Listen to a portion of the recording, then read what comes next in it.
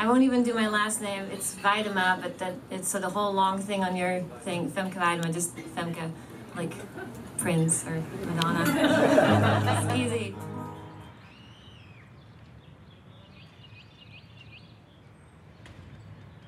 Ik wilde alles kunnen doen en ik had het gevoel dat in Nederland altijd tegen mij gezegd werd van...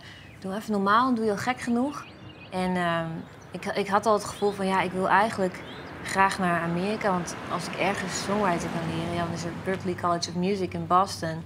Dat is dé plek om songwriting te studeren. Dus ik dacht van ja, moet je toch voorstellen dat ik daarheen zou kunnen. Don't tell me I can't sing this song. Tell me that I got it wrong. 'Cause this is where I belong. Don't try to change my melody. Make me sing it different because this is where I belong. And I can see, listen to the sound of my own heartbeat. I'm tempted by the brightest fire. They call my name, but it feels so far. Don't tell me I can't sing this song. Tell me that I got it wrong, 'cause this is where I belong. Don't try to change my melody. Make me. Hier is haar naam nog net zo bekend, maar Femke Weidema uit Drachten is heel succesvol in Amerika. Als songwriter en zanger, maar vooral als producer. Haar veskes binnen net alleen nog op de radio te jaren, maar ook in films en op televisie. Bigelieks in de serie Nashville. Muzikanten van hoe de hele wereld willen met Femke werken. We zijn nu op weg naar Peter King, dat is een van mijn mix-engineers. En we gaan luisteren naar een artiest die ik aan het developen ben, Carissa heet ze. En daar hebben we net een song mee gedaan, dus we gaan even luisteren naar de mix. Ja, ik hoop dat het goed is. You never know.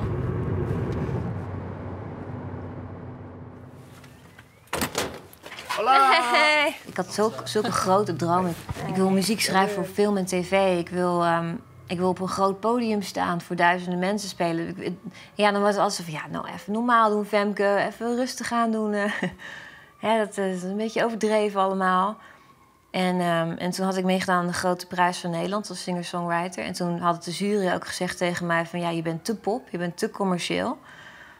En ja, dat zat me altijd dwars. Want ik dacht zo van, wat is er mis mee met muziek maken wat heel veel mensen goed vinden? Commercieel betekent niet dat je iets maakt wat vies is. Dat is dat je iets maakt wat heel veel mensen willen horen of zien of wat dan ook. Ik bedoel, dat is iets wat gewoon heel veel mensen aanspreekt en daar is niks mis mee. En dat betekent niet, ik bedoel, er zijn vast ook dingen die heel veel mensen aanspreken die niet kwalitatief gezien zo hoogstaand zijn. Maar het geeft een gevoel aan mensen. Als je ergens op kan dansen, als je er verdrietig wordt of blij van wordt, als het een emotie creëert, dan is het in mijn ogen succesvol. En als het een emotie creëert in ontzettend veel mensen, dan is het nog meer succesvol. En dat wil ik. Oh, is that what you just did? Yeah, so it's still one guitar, but it just sounds there. Nice. It just gives space for the vocal, I think. So. Here I go again. Ah, cool. Peter was kind of the first guy that I met here in Nashville that kind of understood what I was doing because he understood pop music. A lot of what we're doing is what we'd call development, where we see something that we believe in. So if Femke believes in it and her manager believes in it, I'm in as well. So it doesn't matter to me if there's money up front, because if you do something you believe in, it'll kind of always sort itself out. Yeah. And even if you don't get paid in the end, at least you did something that was great. So yeah, we both just work on belief. It's a big part of our income. Is there a way to put like some space on it so it keeps going by, you know, like maybe a delay or a reverb or something, so it's... That's me. That's you? Yeah, I pitched it down. You're so I just gangster. wanted to be like a guy. We need a hat on Like, you backwards. what?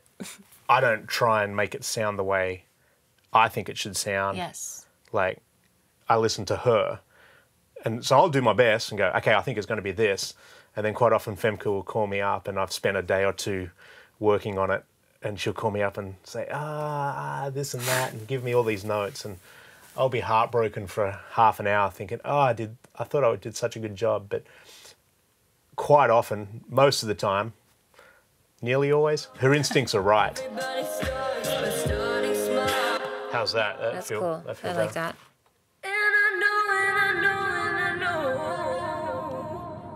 Mijn ouders luisterden altijd naar klassieke muziek. En toen weet ik nog dat ik achter de piano ging zitten en gewoon zomaar een liedje, klassiek nummer speelde. Wat ik had gehoord bij mijn ouders thuis. En dat mijn moeder zei van, waar komt dat nou vandaan? Ik zei, ja, gewoon, jullie spelen het altijd. En het was er gewoon. En toen ben ik klarinet gaan spelen en gitaar en bas en drums en van alles en nog wat. En ik speel het niet goed. Ik bedoel, ik speel niet technisch gezien goed of zo. Maar goed genoeg om een plaat mee op te nemen of om te weten hoe ik wil dat iets klinkt of zo. Als ik denk aan mezelf, dan moet ik denken van, goh, hoe ben ik van daar naar dit gekomen, zeg maar. Ik was een heel ander kind. Ik trok me dingen heel erg aan, want ik werd wel gepest op school. En trok ik me verschrikkelijk aan, dat vond ik heel erg. En ik wilde zo graag iedereen gelukkig maken en geaccepteerd worden of leuk gevonden worden of wat dan ook. En ik was niet het populaire meisje op school, ik was een beetje een raar kind. Dus ja, dan word je snel gepest.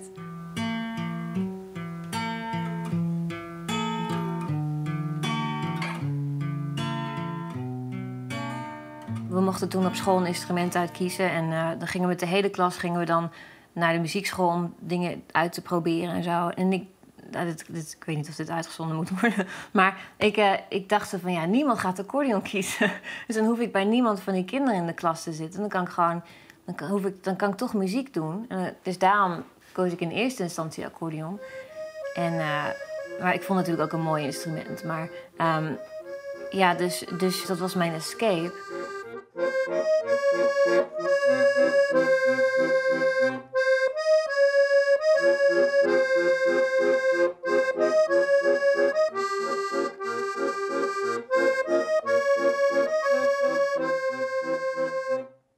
Hier is les van Hotse Jelsma. Ja, hij was mijn eerste gateway naar muziek, zeg maar. En hij gaf mij ook het idee dat ik van alles kon zijn. Want ik weet nog heel goed dat want Hotse, die schreef altijd muziek, die schreef liedjes. En dan gaf hij me van die nummers die hij had geschreven, ook in zijn handschrift dan. En toen dacht ik, dat wil ik ook. Ik wil ook liedjes schrijven. En toen ben ik al heel vroeg begonnen. Volgens mij kon ik nog niet eens echt noten lezen of zo. Ben ik al begonnen met de hand ook liedjes te schrijven. En dan te zien of ik het kon spelen. En dan nam ik ze mee naar muziekles. En dat gaf mij altijd het gevoel dat ik meer kon zijn dan wat ik was op dat moment. En dat ik een componist kon zijn, dat ik accordeonist kon zijn. Dat ik, wat ik ook wilde worden, dat ik dat kon zijn. Ja. Daar keek ik altijd zo naar uit als ik dan weer naar de muziekschool ging. En ik woonde praktisch op de muziekschool. Mocht ik naar binnen en mocht ik, als er een hokje leeg was, mocht ik op de piano spelen of oefenen of zo als er niemand was. En rende ik rond als het helemaal leeg was tot 's avonds laat. En het was zo'n soort van plek waar ik me gewoon helemaal mezelf kon zijn en alles kon doen wat ik wilde en alles proberen. Niks was raar. En dat vond ik geweldig. Het is echt een verademing geweest. Bist hem dankbaar? Ja, heel erg. Ja, het is voor mij heel... Ik weet niet of hij weet hoe belangrijk dat was, maar voor mij was het echt... Ja, als ik dan down was of zo, dat ik dacht van het wordt hem niet of ik kan het niet meer, dan was hij er altijd... Nou, kom op, even doorgaan. We gaan het proberen, we gaan toelaten in het conservatorium. En je kan dit. En ja, dat was voor mij heel belangrijk, ja. Mooi. Ja, het is heel mooi, ja. Zeker. Ja, dan komt het een beetje in het persoonlijke aspect natuurlijk te landen. Want Femke hier dan op een bepaald moment alleen nog les. In het begin net. Ik heb een groepsles, maar later hier is alleen nog les. En dan ontstaat er ook wat meer persoonlijk contact. En dan is privé ook wat meer dingen. En dat gaat dan ook een rol spelen in het hele verhaal. Het wie toen echt nog een jong famke die op zich heel aardig wie, een beetje sluiten, tikje introvert, dus eigenlijk heel rustig, maar wel heel leergierig. En ik merk direct dat ze heel muzikaal weer. Ze had van alles leerd op het gebied van een muziekinstrument leren bespelen, kennismeidje met allerhande stijlen en zich ontwikkelen, die uitdrukken in muziek, dat had ze ook geleerd. En dat wie toch het allereerste begin. En ik wil misschien, en dat hoop ik in elk geval, het altijd met oren te doen. Ik denk dat dat ook heel belangrijk is. Want we werken altijd met samenspel. Nou, als ik een liedsensemble zie hier, dan die is er om mij. Hier een groter ensemble, het Friese Accordeonorkest bijvoorbeeld. Daar had ik om mij die in. Dus oeral om mij, dan oeral tussen. En alles mij meid.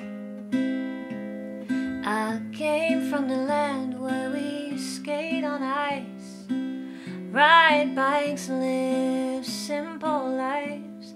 And I moved to the land where you change the color of your eyes.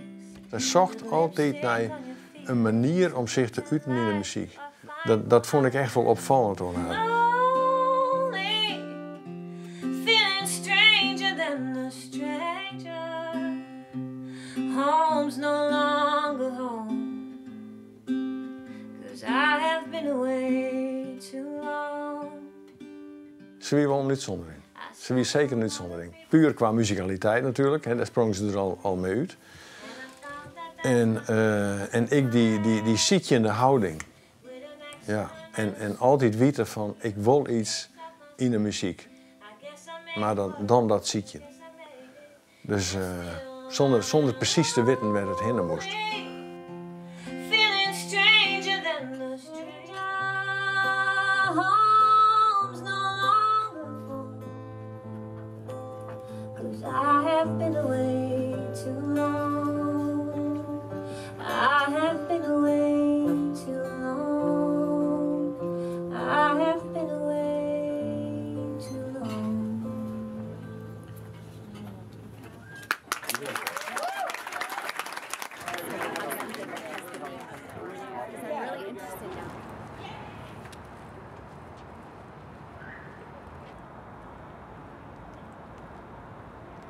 Ik wist gewoon dat die energie die ik heb gestopt in het naar Amerika gaan, dat was zo intens.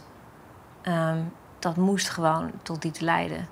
Wat het ook was. En ja, dat deed het ook. Ja.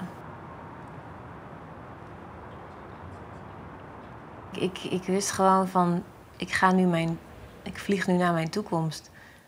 En dit is een keuze die ik heb gemaakt. En dit is gebeurd door, ik heb dit in gang gezet. En ja, als je zo hard werkt om iets in gang te zetten, dan moet er iets gebeuren. Als je zo hard werkt naar een doel, dan, of je het nou bereikt of niet, er verandert iets. Want je hebt er, ja, die energie die je erin stopt en de positieve energie, dat creëert iets wat dan doordruppelt in andere dingen in je leven.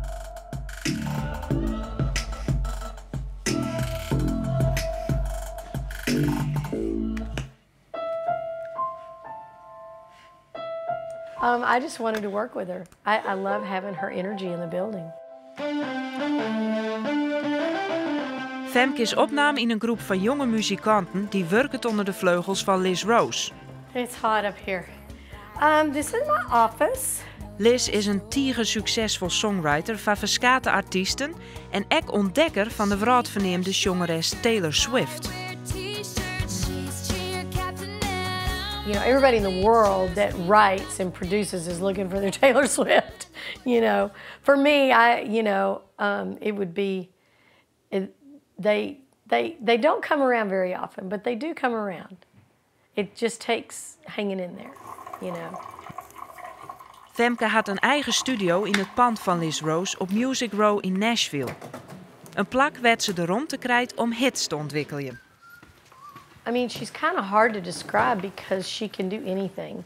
You know, she gets the pop side and she also gets the country side. And She also gets the singer-songwriter side, which I love about her. Her lyrics are so good.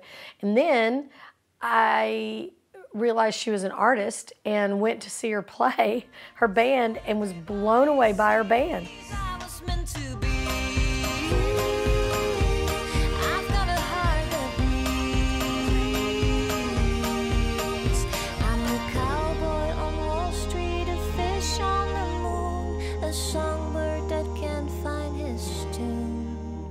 A hit. That's all Femke needs, is a hit. And she's getting close.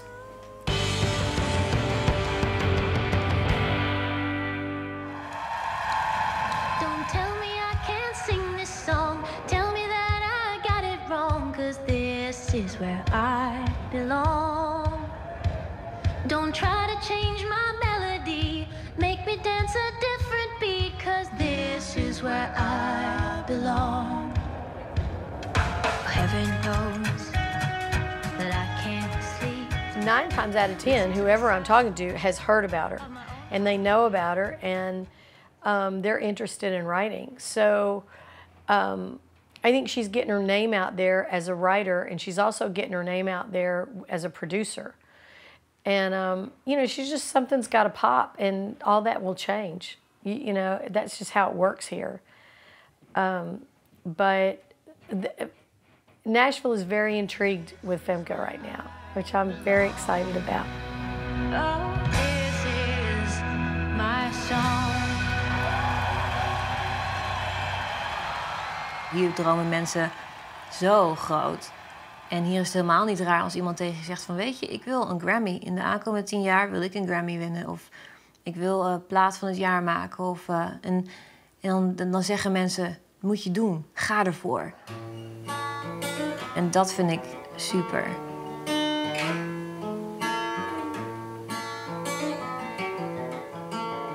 Het kan. Ik bedoel, je kan nooit zeggen het is te dit of te dat. Ik bedoel, als iemand het wil, dan willen ze dat gewoon. En het hoef je niet klein te houden. Het hoeft ook niet allemaal klein te zijn. Je mag best groot denken. En, het kan. Alles kan.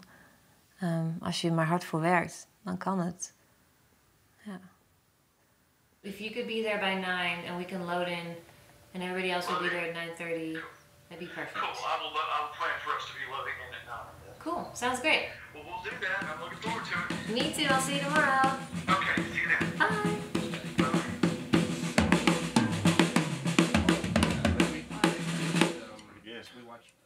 We zijn nu nog even aan het soundchecken. Maar zometeen moeten ze allemaal hier binnenkomen en dan gaan we de song doornemen, zeg maar. Dus dan gaan we kijken wat we willen doen en welke parts iedereen doet en een beetje doorheen praten, zeg maar. Okay, first Tom, please. Mijn grootste droom zou zijn om Record of the Year, Producer of the Year, een Grammy te winnen, zeg maar.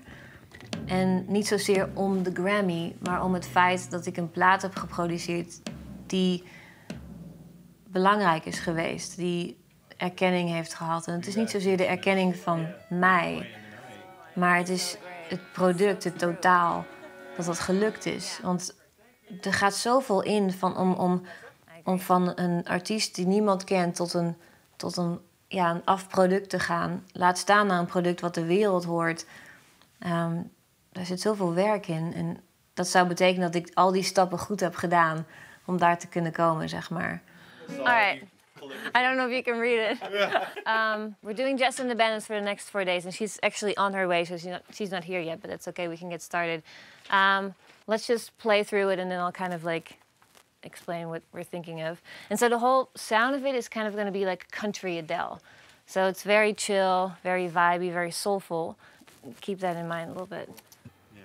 I'm gonna start with this. You're laying back, chill. Something really simple, like.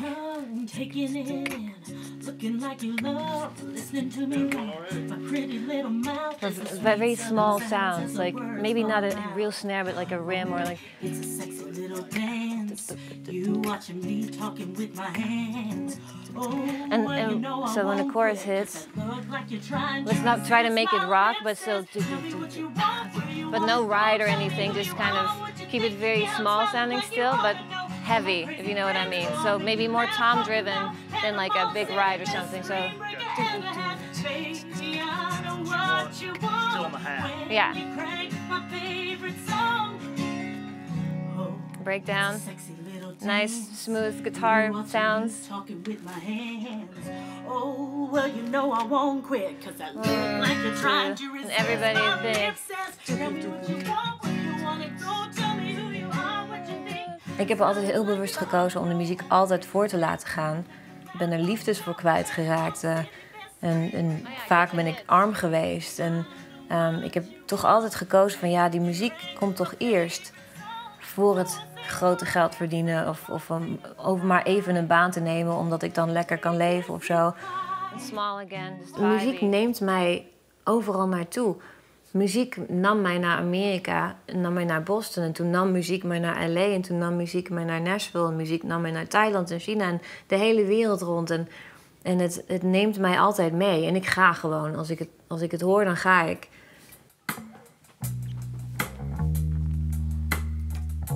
Is there like a little reverb on the drums? Mm-hmm. There is a little bit right now. Hey guys, Jess is here. Hi guys. Hey, how's everything going? Hey. How are you? I have worked with Femke once before. She's such an amazing writer and creator of music, and she really understands how to get across what an artist wants. And perfect fit me, and know the words I'm singing like a song's already been written. Ooh. I just saw something in her that, you know, she's young and excited, and I knew when it was time for the new album, for us to start making that, I was like, I want Femke on board. There's no one else I want. She's the one I want. It's a good vibe, right? Yeah. Oh yeah, I love that. Yeah. Kiss me quiet, Yeah. quiet. Yeah. Love it.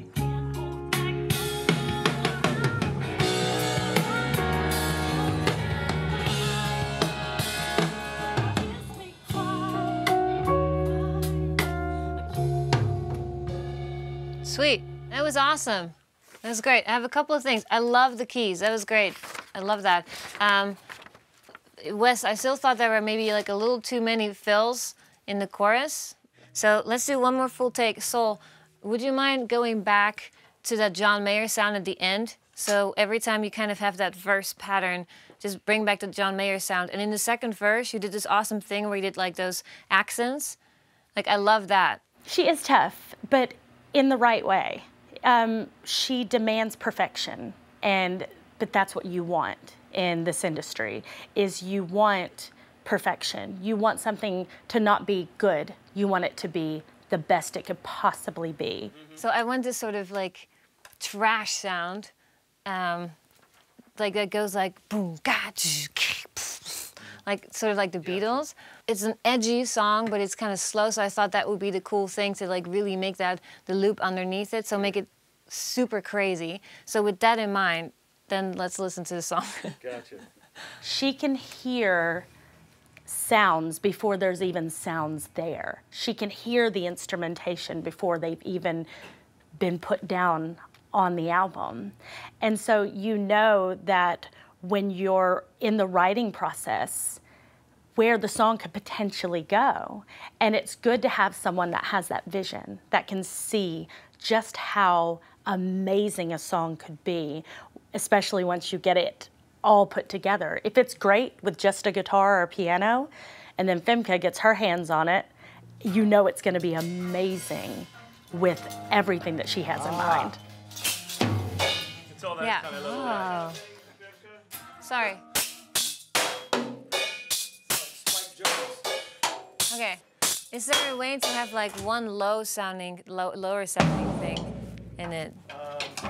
Probably the way to handle that. Maybe we can put the shirt on the... Yeah, we could.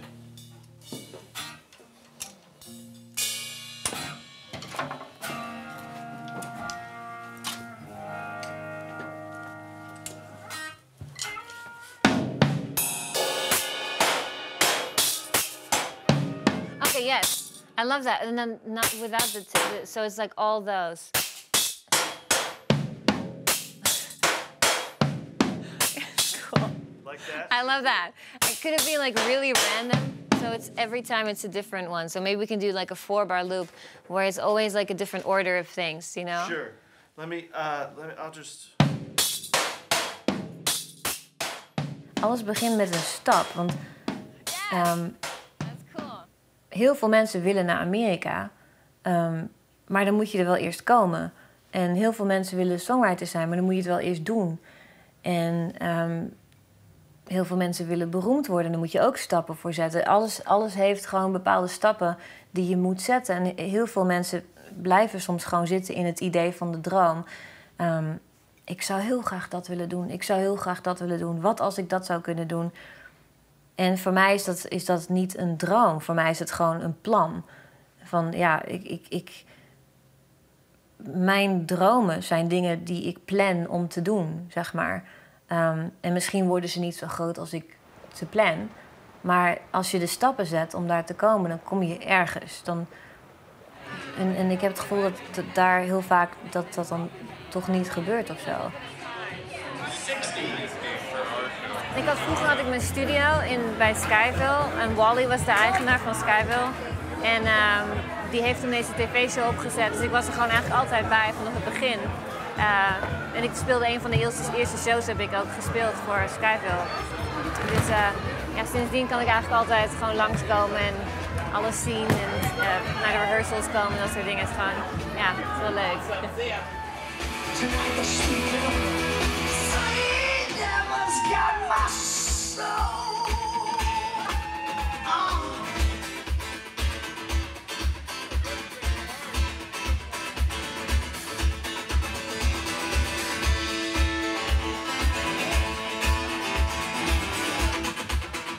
Ja, ik vond het geweldig. Het klinkt echt helemaal te gek. Maar voor mij, na zo'n productiedag, dan hoor ik echt gewoon elk element. Dus dan weet ik hoe ze spelen en wat er nu gebeurt en welke noten ze spelen en wat de gitarist doet en wat de zangeres doet. En dan hoor ik zoveel. Dus het is bijna een beetje soort van, een beetje veel, zeg maar. Ja. Is het ooit stil in jouw hoofd? Nee. Dat is een goeie. Nee. Nee, zelfs als ik kan wakker worden 's nachts en dan hoor ik nog een liedje op, dan denk ik dat ik, oh, een leuk idee, ja. Dus nee, nooit stil. Nee.